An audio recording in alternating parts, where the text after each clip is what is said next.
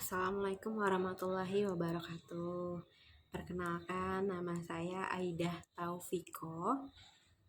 Untuk NIM saya 220201020035. Saya akan menjelaskan dari mata kuliah Pasar dan Lembaga Keuangan, kelasnya MJ205 Prodi Manajemen.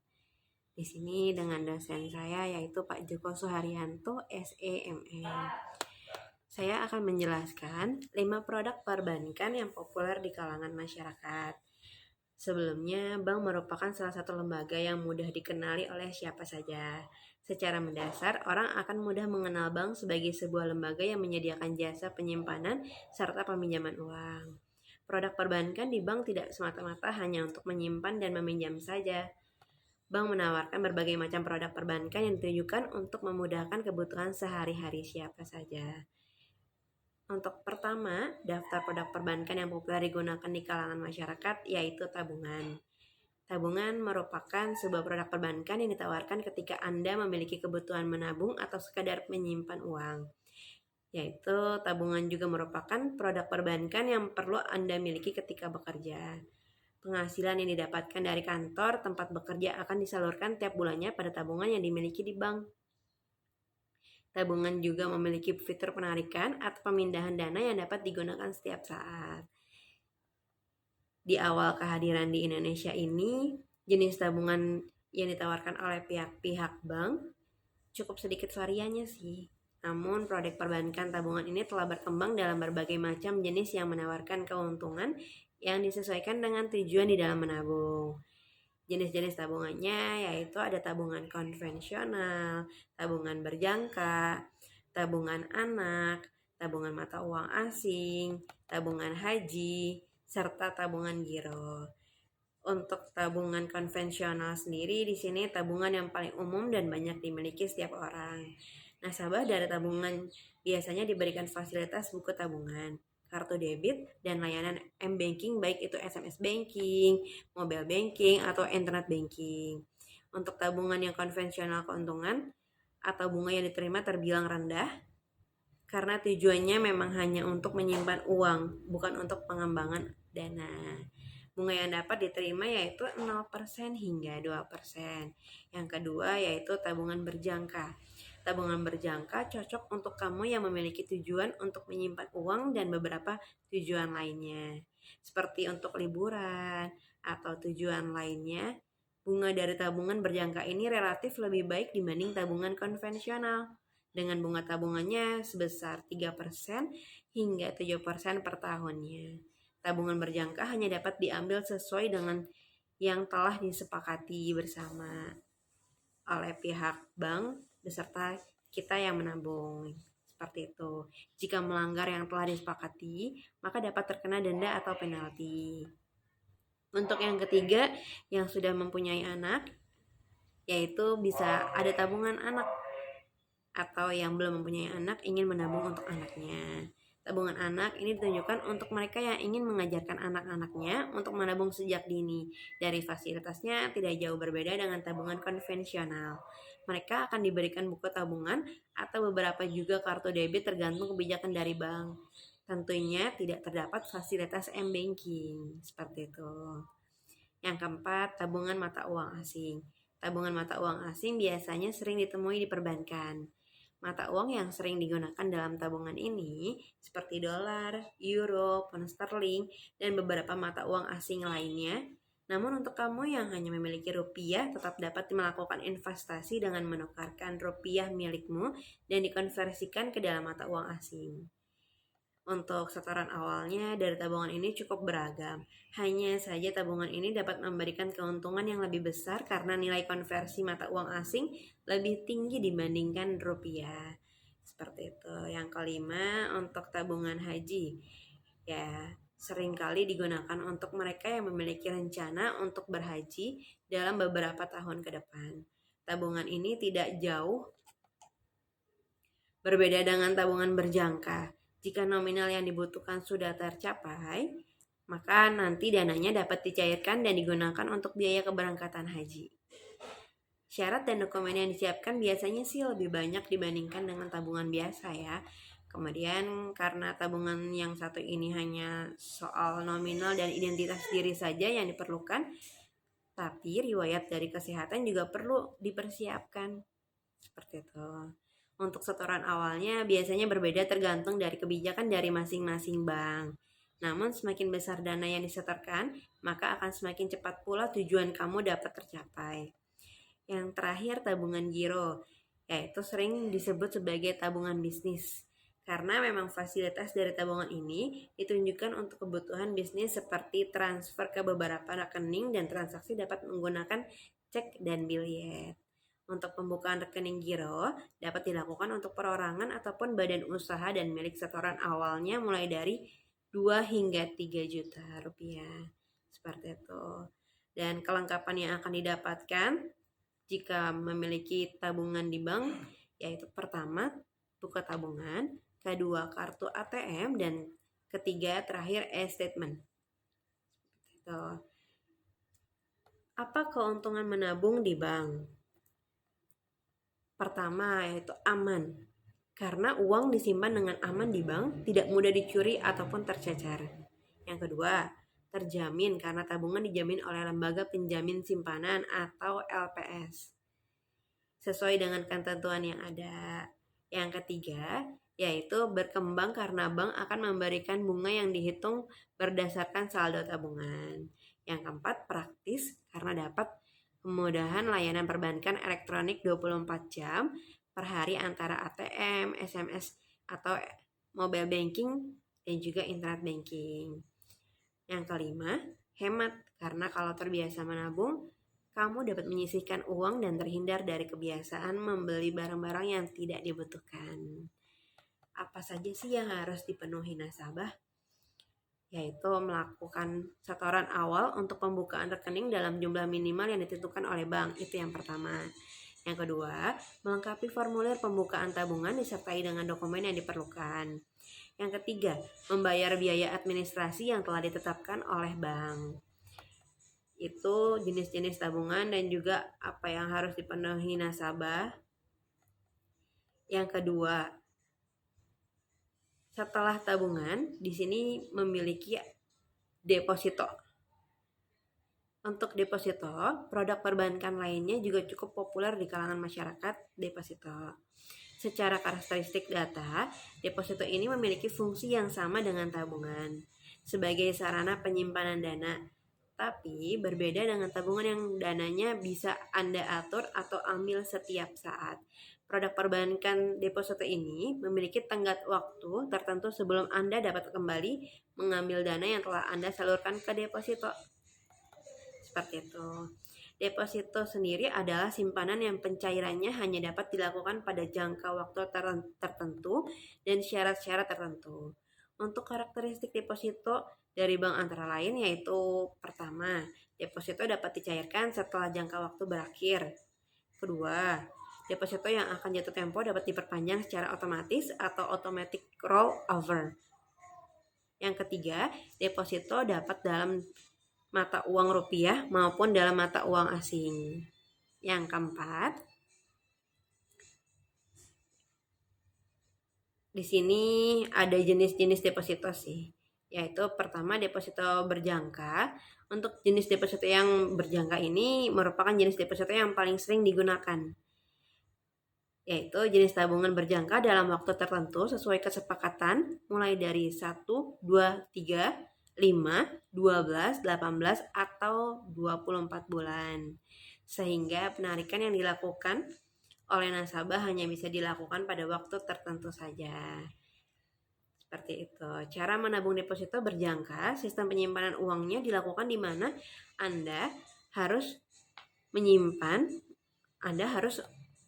diharuskan untuk menyimpan pada waktu tertentu. Deposito berjangka dapat diterbitkan atas nama perorangan atau lembaga. Pihak bank akan memberikan bunga ke tabungan deposito nasabah. Seperti itu. Tingkat bunga yang ditawarkan oleh bank akan lebih tinggi dibandingkan tabungan biasa. Seperti itu. Selain jenis-jenis deposito, di sini ada sertifikat deposito. Untuk sertifikat deposito merupakan jenis deposito yang tidak mengacu pada nama seseorang atau lembaga tertentu, karena sertifikat tersebut nantinya dapat dipindah tangankan atau diperjualbelikan pada pihak lain. Simpanan dana yang dilakukan oleh nasabah diberikan pilihan jangka waktu 3, 6, atau 12 bulan yang disertai dengan sertifikat. Pencairan bunga yang dilakukan di muka dapat dilakukan tiap bulan atau tiap jatuh tempo, seperti itu. Ada lagi di sini deposito on call. Sedangkan jenis deposito on call ini adalah tabungan berjangka yang relatif singkat dengan waktu minimal 1 minggu, paling lama 1 bulan. Biasanya deposito jenis on call ini diterbitkan dalam jumlah yang cukup besar. Pencairan bunganya dapat dilakukan pada saat pencairan deposito dengan catatan nasabah memberitahukan sebelumnya bahwa tabungan tersebut akan diambil atau dicairkan. Seperti itu. Keuntungan memiliki deposito. Yang pertama, dapat dijadikan agunan atau jaminan kredit. Yang kedua, memperoleh hasil bunga yang umumnya lebih tinggi dari bentuk simpanan lainnya. Yang ketiga, dapat mengelola keuangan secara lebih terencana sesuai dengan kebutuhan dan jangka waktu deposito. Yang keempat, terakhir dijamin oleh lembaga penjamin simpanan atau LPS, seperti itu. Tahap pengajuan deposito di sini menentukan bank untuk mendaftar deposito yang pertama ya. Yang kedua, siapkan berkas identitas yang masih berlaku seperti KTP, NPWP sebagai persyaratan pembukaan deposito. Kemudian jangan lupa untuk siapkan materai. Dan selanjutnya, calon nasabah biasanya diharuskan sudah memiliki rekening di bank tempat Anda akan mendaftar di deposito. Seperti itu. Yang kelima, tentukan tenor dan jenis deposito berdasarkan produk-produk yang ditawarkan oleh pihak bank. Yang keenam, yaitu isi formulir pendaftaran deposito dengan lengkap dan sebenar-benarnya. Yang ketujuh, mengikuti arahan customer service ketika membuka deposito. Yang kedelapan, melakukan setoran untuk membuka rekening. Dan terakhir, setelah dinyatakan berhasil, Anda akan menerima biljet sebagai bukti kepemilikan deposito. Seperti itu. Dan yang ketiga, di sini selain tabungan, deposito, ada juga yang namanya kredit. Untuk kredit sendiri, lebih mengenal kartu kredit sebagai produk perbankannya. Seperti itu. Nyatanya, kartu kredit merupakan bagian dari produk kredit yang ditawarkan oleh bank. Produk perbankan kredit ini merupakan salah satu dari 3 fungsi bank yang memastikan untuk dapat membantu masyarakat. Dengan produk perbankan satu ini, yaitu lembaga bank dapat membantu seseorang atau badan usaha untuk bisa membeli suatu barang dan membayarnya dalam jangka waktu tertentu.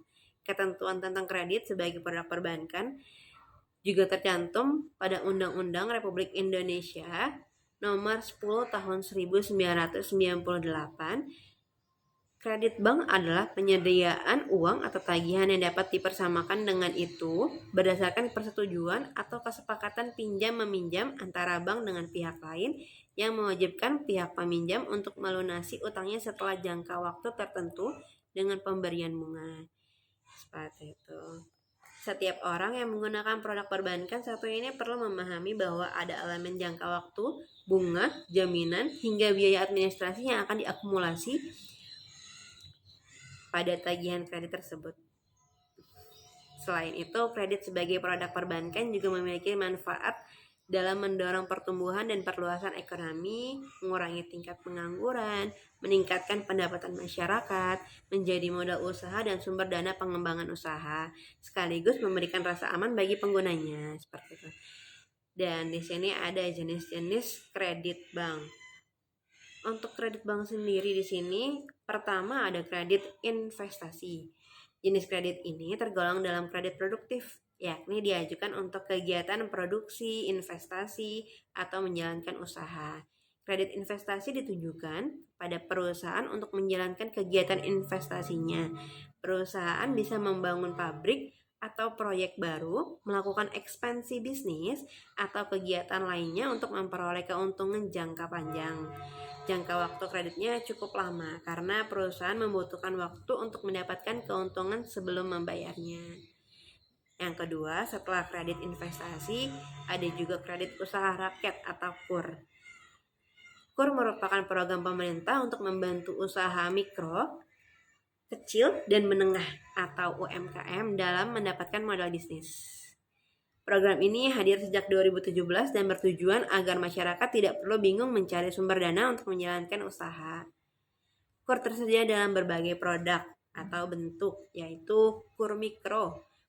Untuk KUR Mikro di sini ditujukan kepada usaha mikro dengan modal maksimalnya 25 juta. Kemudian ada KUR Retail, ditunjukkan kepada usaha kecil atau menengah dengan modal maksimalnya yaitu 500 juta. Kemudian ada KUR Penempatan TKI.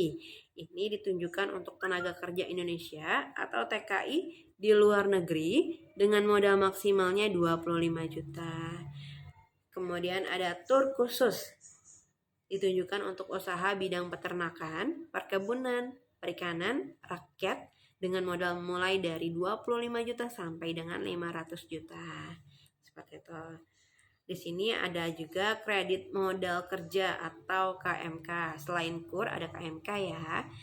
KMK di sini digunakan untuk kegiatan usaha seperti memulai bisnis ataupun memperluas bisnis. Kredit di sini termasuk golongan produktif karena menghasilkan keuangan. Seperti itu. Setelah kredit modal kerja atau KMK, ada juga kredit perumahan. Bank juga menyediakan kredit perumahan untuk membantu nasabah yang ingin memiliki properti seperti rumah, ruko, gedung, dan sebagainya.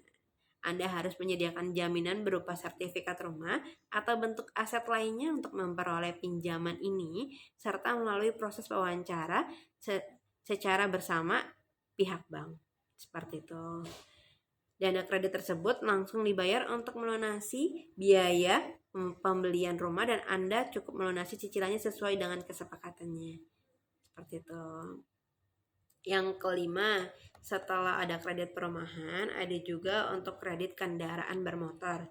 Sesuai namanya ya, kredit kendaraan digunakan untuk membeli moda transportasi pribadi beroda 2 atau 4 kecuali truk. Anda bisa membeli kendaraan baru atau bekas berbekal dana dari kredit ini. Kredit kendaraan juga membutuhkan jaminan berupa kendaraan yang dibeli. Anda juga menyertakan slip gaji dan identitas pribadi untuk mengajukan program kredit ini. Seperti itu. Setelah kredit kendaraan bermotor, ada juga kredit rekening koran. Program ini memberikan hak kepada nasabahnya untuk melakukan penarikan dana dari rekeningnya sebagai bentuk pinjaman. Jadi harus melakukan kesepakatan bersama pihak bank dan menentukan jumlah plafon sebelum memanfaatkan pinjaman rekening koran. Seperti itu. Setelah disetujui, Anda bisa menarik dan mengembalikan dana menggunakan cek, biljet, giro, atau bentuk market lainnya. Kebanyakan nasabah memanfaatkan kredit rekening koran untuk membiayai kebutuhan hariannya. Seperti itu. Dan selanjutnya ada kartu kredit. Bank mengeluarkan kartu kredit sebagai fasilitas pinjaman kepada nasabah. Secara individu, kartu kredit dapat Anda gunakan untuk memenuhi kebutuhan konsumtif atau produktif. Yang kedelapan ada kredit dengan jaminan.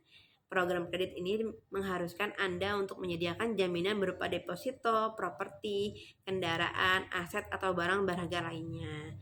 Dan yang kesembilan yaitu kredit tanpa agunan atau KTA. Berbeda dari jenis kredit sebelumnya, KTA tidak mewajibkan Anda untuk memberikan jaminan atas pinjamannya. Sebelum memperoleh dananya, bank harus melakukan pengecekan kualitas Anda sebagai calon debitur berdasarkan data-data dari lembaga keuangan lainnya. Proses pencairan dananya lebih cepat karena bank tidak perlu melakukan pengecekan aset sebagai jaminannya.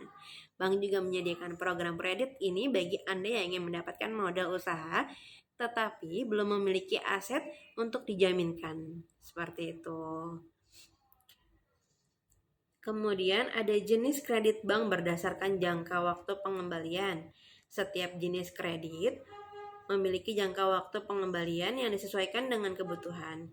Kredit berdasarkan waktu pengembalian dibagi menjadi 3. Pertama, kredit jangka pendek, kredit jangka menengah, dan kredit jangka panjang. Untuk kredit jangka pendek sendiri di sini biasanya digunakan untuk kegiatan yang menguntungkan dalam waktu singkat, kurang dari 1 tahun seperti kredit pertanian, seperti itu.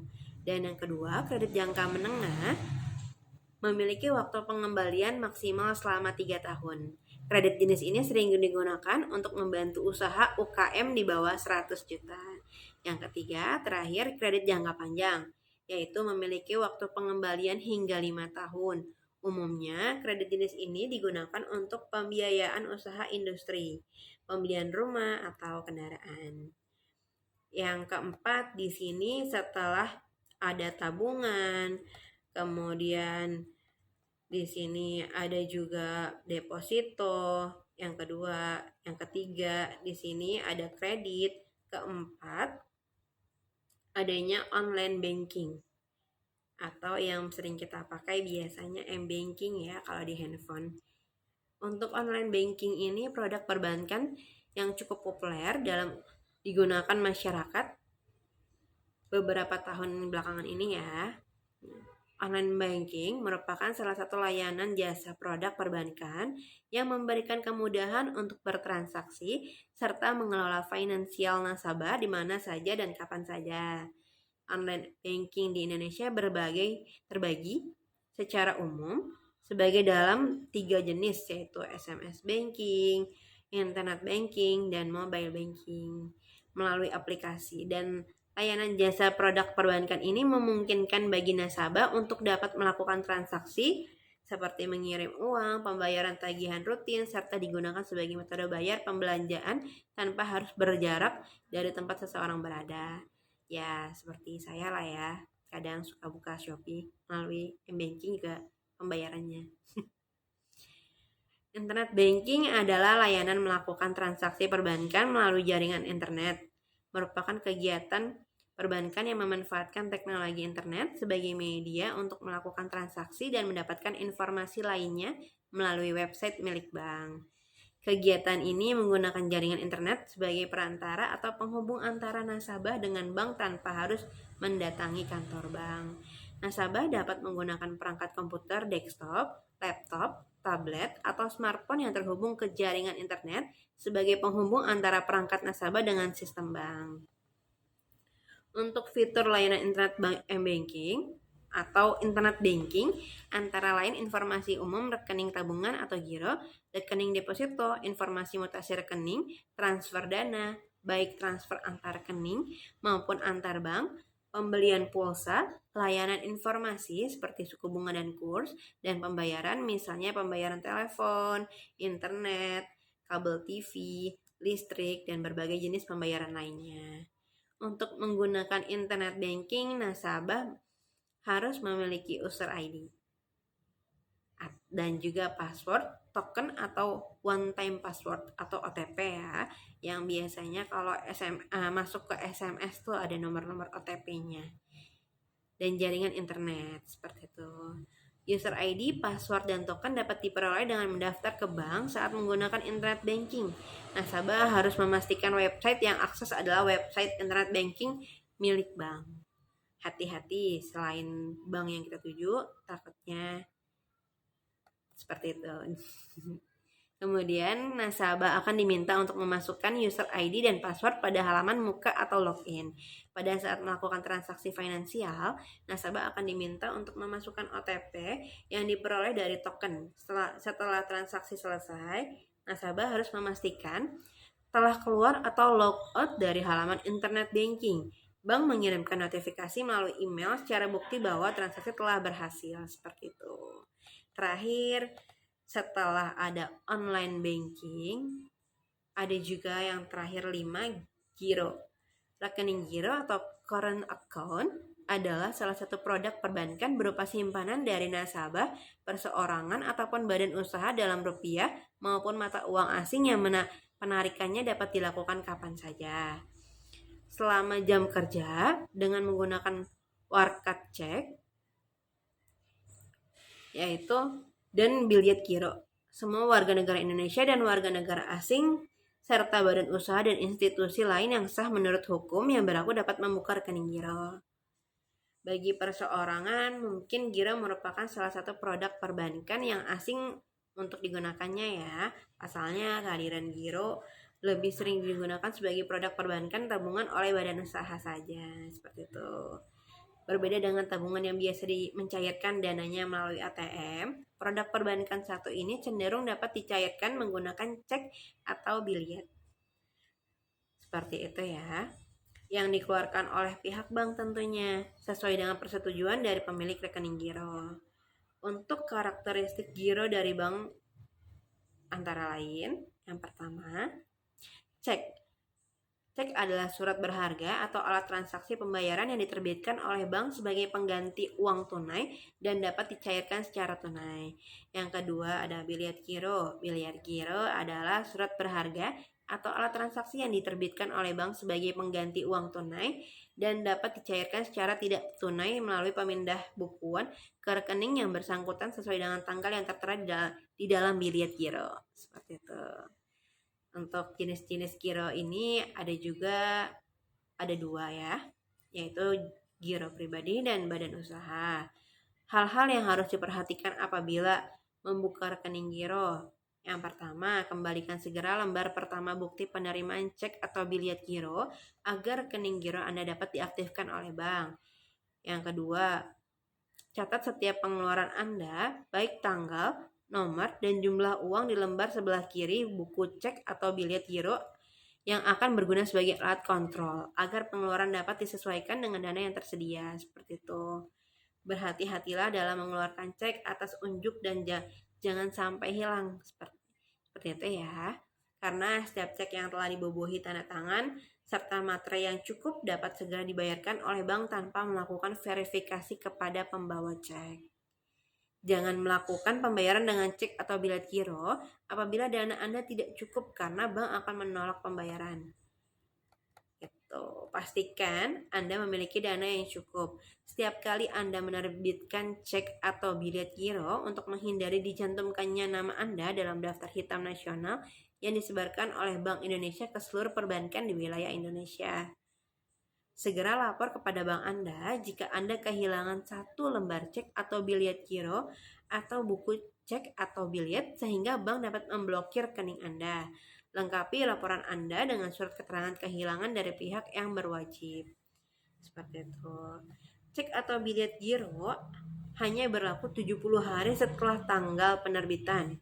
Setelah melampaui waktu tersebut, warka tersebut tidak dapat digunakan atau cek tersebut kadaluarsa ya, cek atau biliet gironya. Kemudian untuk pembukaan rekening giro dalam valuta asing sebaiknya berkonsultasi dengan bank Anda. Apabila rekening giro Anda ditutup, segera serahkan sisa lembar warkat cek atau biliet giro kepada bank Anda. Seperti itu ya. Di sini sudah selesai untuk 5 produk perbankannya dan saya ingin menginformasikan untuk referensinya ya. Yang pertama yaitu di http://www.bphn.go.id/data/dokumen. Untuk yang kedua yaitu http://sikapiuangmu.ojk.go.id. Ya, dan yang ketiga untuk https://sikapiuangmu.ojk.go.id. Yang keempat https://sikapiuangmu.ojk.go.id front end atau CMS. Seperti itu ya. Yang terakhir http://www.okbank.co.id. Sekian presentasi dari saya, Aida Taufiko. Semoga untuk mata pelajaran ini berjalan dengan baik. Amin. Terima kasih. Selamat siang.